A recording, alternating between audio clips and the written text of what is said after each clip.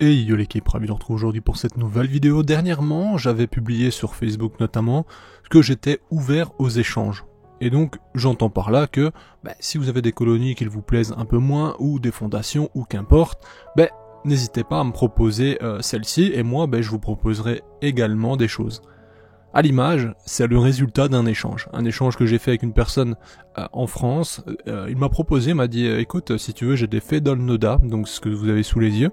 Est-ce que ça t'intéresserait contre ce que tu me proposes? Donc au final, je lui ai proposé Polyrakis Armata et il était bien chaud. Donc au final, on a fait cet échange et c'est donc le résultat d'un premier échange. Je vais vous les présenter rapidement, enfin rapidement, pas vraiment. Vous allez voir que ça va durer un peu. On va s'attarder un peu sur la colonie, enfin du moins cette fondation grandissante. Et c'était tout simplement un rappel parce que je sais que forcément vous n'êtes pas tous sur les réseaux et je le comprends complètement. Mais par la même occasion, je vous montre simplement que les échanges sont encore possibles, qu'importe vraiment la valeur. Bon, bien entendu, on va pas... personne ne va vous donner une Componotus detritus ou Fulvopilosus contre une Lasius niger, forcément. Mais en général, il y a encore moyen de procéder à des échanges assez sympas. C'est pas le seul échange que vous allez voir dans cette vidéo, vous verrez un second échange à la fin de la vidéo qui vous étonnera moins, j'imagine. Mais bon. Alors, ces petites Fedol Noda, les Fedol, vous connaissez probablement. J'en ai pas montré souvent sur cette chaîne parce que c'est pas quelque chose qui m'intéresse énormément. À savoir que même si j'aime les observer, comme les Carébara, comme ce genre de fourmis au final qui sont assez similaires, ça comporte quand même un certain risque sur votre setup notamment. Je m'explique. Pour exemple, une colonie de Fedol comme celle-ci, déjà une petite colonie, pour information, il y a 3 reines. Lors de la réception, une reine est morte, il y en avait une 4e, mais j'ai vu que son corps était traîné dans le dépôt, donc j'ai compris que celle-ci n'avait pas bien vécu le transport, j'imagine, mais bref, passons.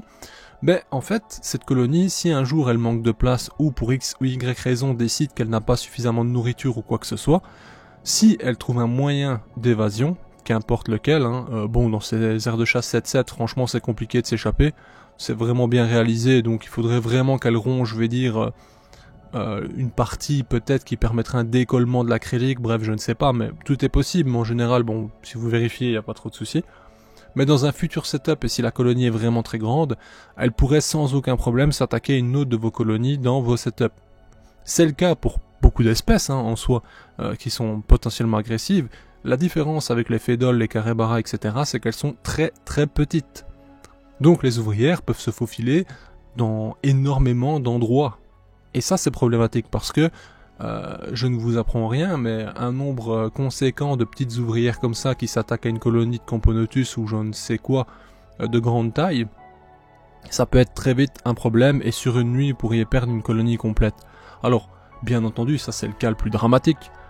Je ne cherche pas à vous faire peur en ayant des Fedol, etc. Vous pouvez parfaitement les gérer comme toutes les autres espèces, il n'y a aucun souci. Mais voilà, il faut être conscient que le risque zéro n'existe pas avec elles. Autrement, c'est vrai que c'est fascinant, c'est une espèce qui, lors du nourrissage notamment, fait un recrutement qui est franchement conséquent. Lorsqu'elle détecte de la nourriture, malheureusement ici dans la vidéo, il y avait déjà énormément de monde dans l'aire de chasse parce que je les ai déplacés, j'ai fait tomber leur abreuvoir, du coup j'ai ramassé l'abreuvoir et elles ont forcément détecté ma présence, ainsi que les vibrations, la panique, elles sont toutes sorties en masse quoi. Mais sinon, dans un moment plus calme, il n'y a pas spécialement énormément d'ouvrières dans l'aire de chasse, et lorsque j'y dépose de la nourriture, que ce soit du liquide sucré ou des insectes, il y a un recrutement quasiment instantané, je dirais que ça prend quelques secondes, pas des centaines, parce que même s'il y a déjà une centaine, voire plus à l'intérieur, disons qu'elles font un recrutement de la moitié de la population sans aucun souci et très rapidement. C'est, un intérêt particulier avec cette espèce, c'est que justement le recrutement est conséquent, avec une très grosse colonie c'est très important, c'est assez sympa à voir. De plus, c'est qu'une espèce qui mine de rien n'hésite pas à s'attaquer à ce qu'elle trouve.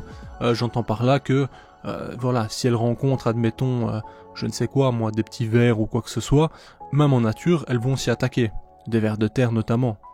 Donc c'est assez intéressant à observer parce qu'effectivement, il n'y a pas non plus, on est habitué à se dire que faut pas mettre du vivant, etc. Avec des Fedol, on peut encore s'amuser de temps en temps. Bien entendu, il faut adapter la taille des insectes. Quand je parle de s'amuser, bon, on se comprend, hein, c'est pas non plus la joie de regarder ça, mais voilà, on peut se permettre d'y placer des insectes vivants.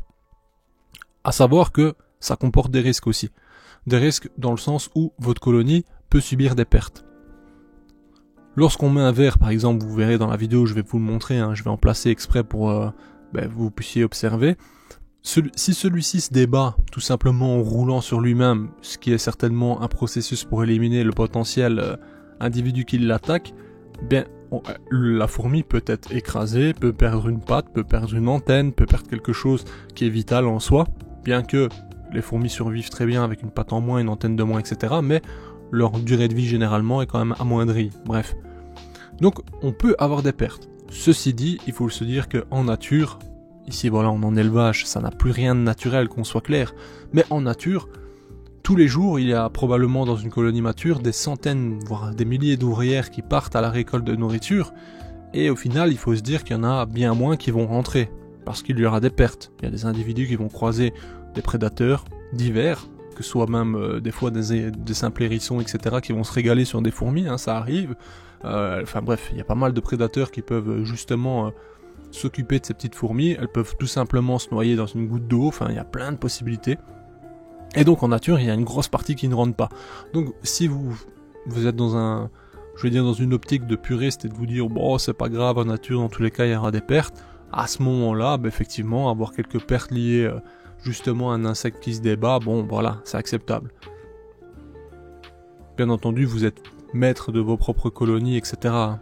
Ici vous avez vu la vitesse où ces fameux majors, parce que ça aussi c'est ce qui est un peu célèbre chez les fédoles, c'est que généralement les ouvrières sont de petite taille, mais on a une casse de major assez impressionnante qui est disproportionnée par rapport à la taille des individus, donc ça c'est ce qui amène du fun également chez elles.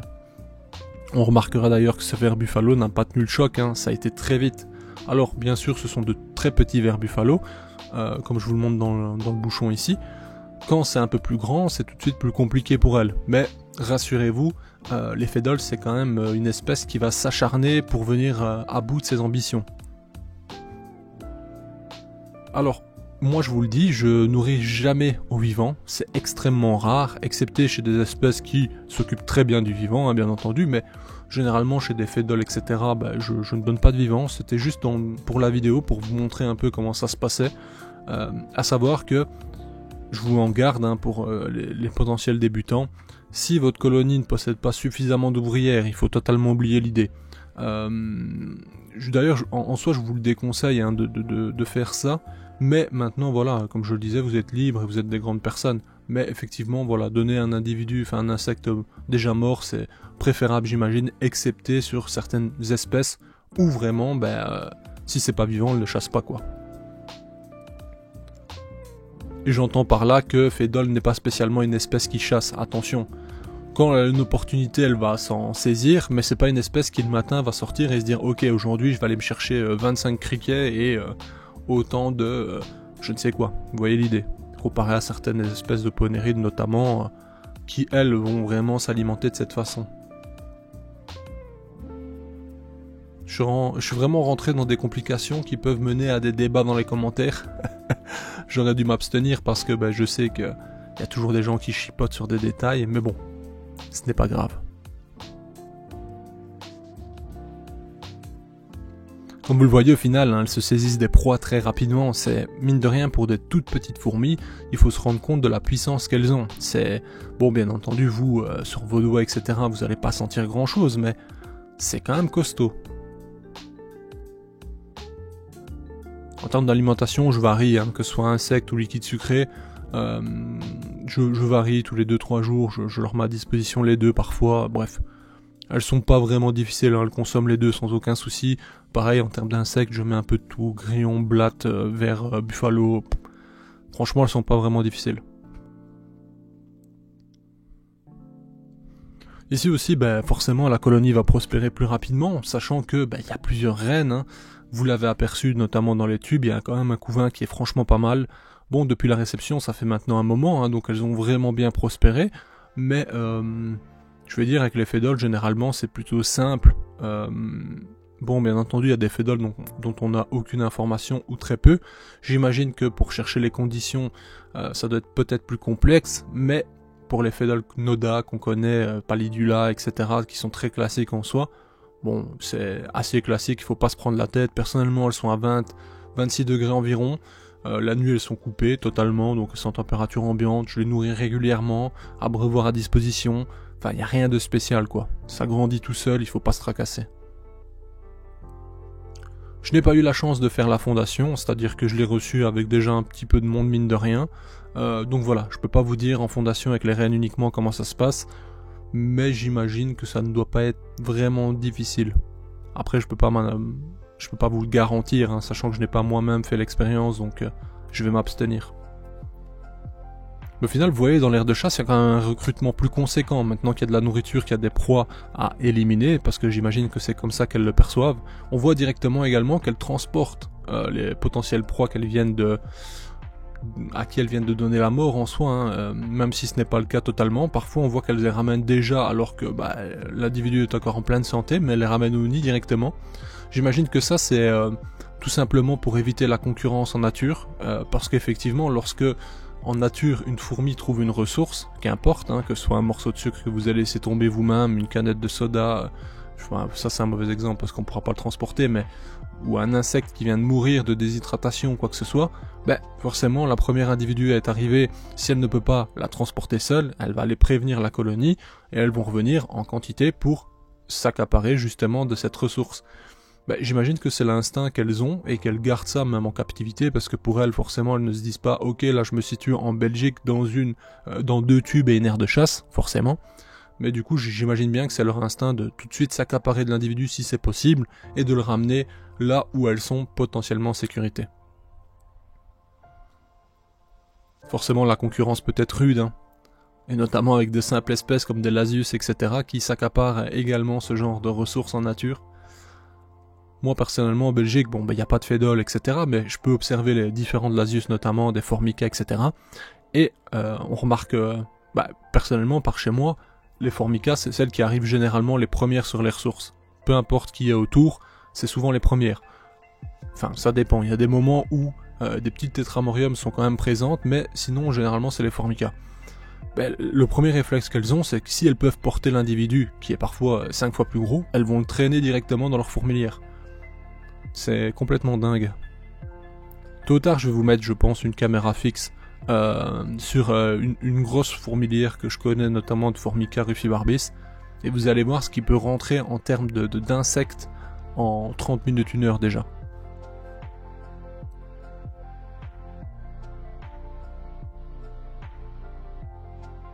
Les fédoles, c'est quand même pas mal comme espèce, il faut laisser ce qui est. Hein. Bon, bien entendu, je vous ai fait toute une prévention au début sur les risques en cas d'évasion, hein, pour vos autres colonies. Je me devais de le faire parce que c'est des choses que j'ai déjà rencontrées, des gens que je connais qui ont vécu ça, où ils ont perdu notamment, par exemple, je connais une personne, je vais taire son nom parce que j'imagine qu'il a pas envie que ce soit dit, mais il a perdu des myrmecias à cause de petites fédoles Palidula, donc imaginez un peu la déception quand même. Voilà, c'est des choses qui font rager, j'imagine. Et mine de rien, faut pas croire que les plus grosses fourmis sont les plus dangereuses. Hein. Sont les plus dangereuses pour nous éventuellement, pour les piqûres, mais en nature, les individus de petite taille, ça peut être vraiment fatal. Et vous en avez la preuve malheureusement avec la fourmi d'Argentine. Et d'autres que j'ai pu parler, notamment Oropunctata, si vous vous souvenez de cette arrivée bien triste en France.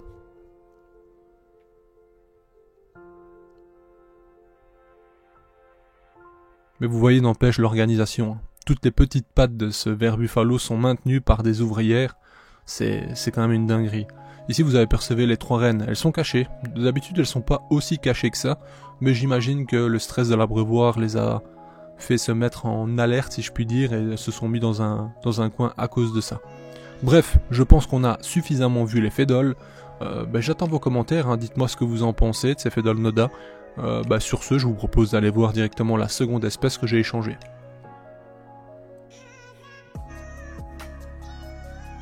Alors, un petit tube qui nous vient de chez roulement de tambour, certains ne seront pas surpris du tout.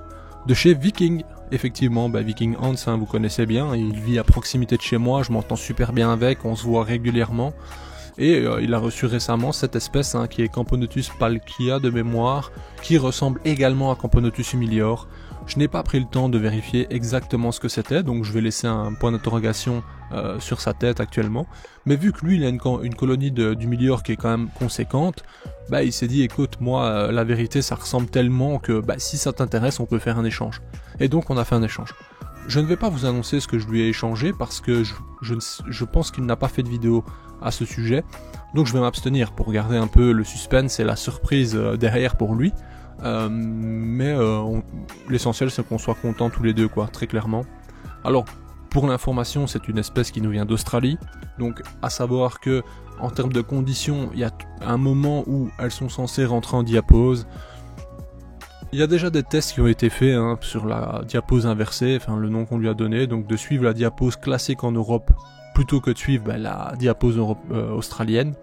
Je ne sais pas encore ce que je vais faire, sachant que lorsqu'il fait vraiment chaud, même à la cave, les températures montent, donc je sais pas. Je suis encore dubitatif sur ce que je vais faire et ce que je vais leur proposer, mais bon, on verra plus tard. En attendant, sinon on voit une très jolie petite fondation, on a du couvain, elle a repondu récemment, donc c'est plutôt cool. Elle a une coloration assez satisfaisante, même si c'est, j'ai envie de dire, une Camponotus qu'on a déjà vue, dans le sens où ce type de coloration avec un peu jaune orangé, un peu clair comme ça, avec une reine justement, avec des stries, je sais pas, j'ai l'impression que j'en vois tout le temps. Ce n'est pas le cas, hein, mais je devrais plutôt dire c'est pas le cas, mais sincèrement, je sais pas, j'ai l'impression que c'est du déjà vu, mais sinon ça reste une très chouette reine. Donc quand il m'a fait la proposition de l'échange, franchement j'étais ravi, notamment que la provenance est plus particulière, sachant que je n'ai pas beaucoup d'australiennes, hein, mine de rien. C'est assez chouette. On verra comment ça va prospérer, hein, vous commencez à me connaître. Sachant que là en ce moment j'aimerais bien éliminer quand même pas mal de colonies que j'ai parce que je vous avoue que j'en ai beaucoup, ça me prend énormément de temps, vous imaginez même pas pour m'occuper correctement de tout le monde. Donc voilà, je vais me séparer de pas mal de colonies, de fondations, de choses que j'ai. Donc comme je le disais précédemment, n'hésitez pas à m'écrire, même pour un échange, je sais que du coup j'aurai quelque chose d'autre de nouveau à m'occuper, mais ça m'intéressera peut-être un peu plus. Et si on ne s'arrange pas pour un échange ou quoi, je peux toujours les vendre simplement, hein, ce qui est normal en soi. Donc voilà, n'hésitez pas à me contacter si ça vous intéresse, ne fût-ce que par curiosité même. Voilà. Bon, j'ai pas des centaines de choses à vendre non plus, hein, mais il faut que je réduise absolument la taille de mon élevage parce que je me rends compte que j'y passe beaucoup trop de temps en fait, que ce soit pour le nourrissage, l'entretien de chaque fourmilière, l'humidité à placer dans chaque justement colonie, ensuite changer les tubes de celles qui sont en fondation qui n'ont pas encore assez grandi, j'ai envie de dire, pour passer dans un setup. Enfin bref, c'est un boulot de dingue parfois et je me dis il faut que ça reste un plaisir pur et dur et que ça ne devienne pas une obligation. C'est surtout ça qui est important et c'est pour ça que je me dis il va falloir céder des colonies parce que sinon je vais devenir fou. Même si j'adore, hein, je passe du temps devant, voilà, ça me passionne très clairement, mais bon, voilà, il faut faire des choix tout de même. Enfin voilà, je vous ai fait une longue vidéo mine de rien, j'espère qu'elle vous plaira. On se dit à bientôt l'équipe pour une prochaine vidéo. Comme d'habitude, hein, n'hésitez pas, les commentaires, les likes. D'ailleurs un grand merci, la vidéo précédente a atteint les 300 likes demandés, même plus au final. Et d'ailleurs vous l'avez vu, elle a fait plus de vues parce que YouTube fonctionne comme ça, c'est l'algorithme. Si ici sur cette vidéo vous mettez à nouveau 300 likes, forcément, peut-être que même la prochaine vidéo va exploser. C'est comme ça malheureusement, il faut un peu réclamer, mais lorsque c'est fait, alors que ça prend quelques secondes, ça peut grandement m'aider. Sur ce, direction les 10 000 abonnés, je vous remercie d'avance, je vous dis à bientôt l'équipe pour d'autres vidéos, bye.